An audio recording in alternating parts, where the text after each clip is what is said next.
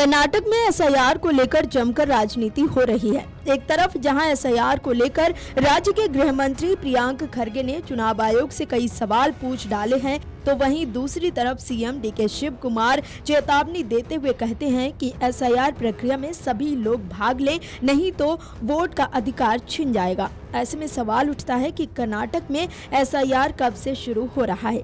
खबरों की माने तो कर्नाटक में एसआईआर आज से शुरू हो गया है। किसी भी मतदाता का नाम ना कटे, इसके लिए मुख्यमंत्री डीके शिव कुमार ने राज्य के सभी पात्र मतदाताओं से एक खास अपील की है। उन्होंने कहा है कि 30 जून से शुरू होने वाले मतदाता सूची के विशेष गहन संशोधन कार्यक्रम में सभी लोग अनिवार्य रूप से हिस्सा लें।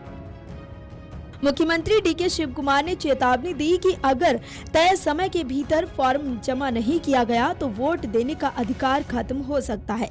इससे सरकारी योजनाओं का लाभ लेने में भी बड़ी दिक्कतें आ सकती हैं। मुख्यमंत्री ने बेंगलुरु में एक मीडिया वार्ता को संबोधित किया। उन्होंने कहा कि वोट देने का अधिकार जीवन जीने के अधिकार जैसा है, इसलिए हर किसी को अपना वोट सुरक्षित रखना चाहिए। उन्होंने बताया कि जो लोग इस प्रक्रिया में हिस्सा नहीं लेंगे, उन्हें भविष्य में सरकारी कल्याणकारी योजनाओं का लाभ लेने में मुश्किल हो सकती है। इन योजनाओं में वृद्धावस्था पेंशन, विधवा पेंशन, गृह ज्योति, गृह लक्ष्मी, अन्न भाग्य और आवास योजनाएं शामिल हैं। हालांकि उन्होंने साफ किया कि सरकार अभी किसी भी योजना को बंद नहीं कर रही है, लेकिन जानकारी का सत्यापन बहुत जरूरी है।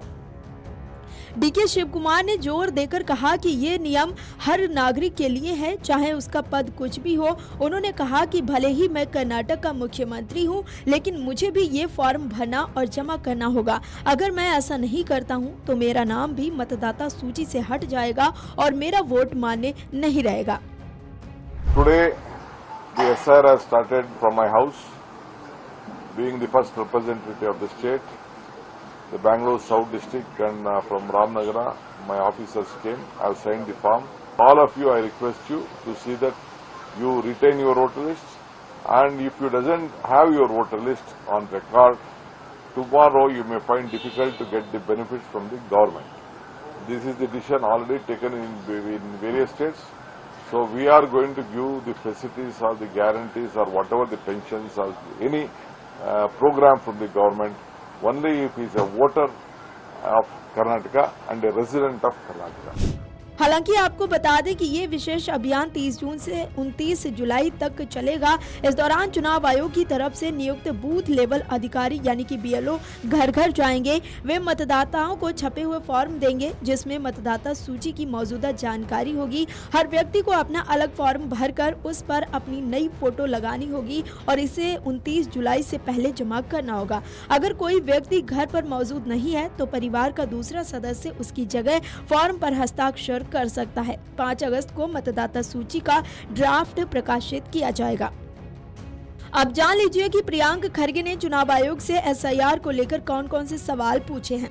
बता दें कि खरगे ने बताया कि कांग्रेस पहले ही मुख्य चुनाव आयुक्त को लिखित रूप से अपनी आपत्तियां सौंप चुकी है, जिसमें 8 से 10 प्रमुख मुद्दे उठाए गए हैं।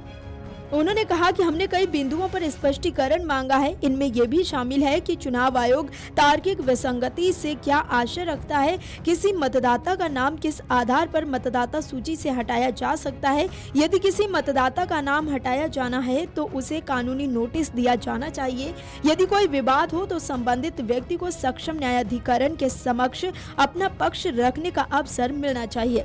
केवल नाम की वर्तनी में त्रुटि या मामूली विसंगति के आधार पर किसी मतदाता को उसके मताधिकार से वंचित नहीं किया जाना चाहिए। Video desk amarujala.com। अगर आप ये वीडियो YouTube पर देख रहे हैं तो हमारे चैनल को सब्सक्राइब कर बेल आइकन दबाएं और Facebook पर देख रहे हैं तो हमारे पेज को लाइक करें।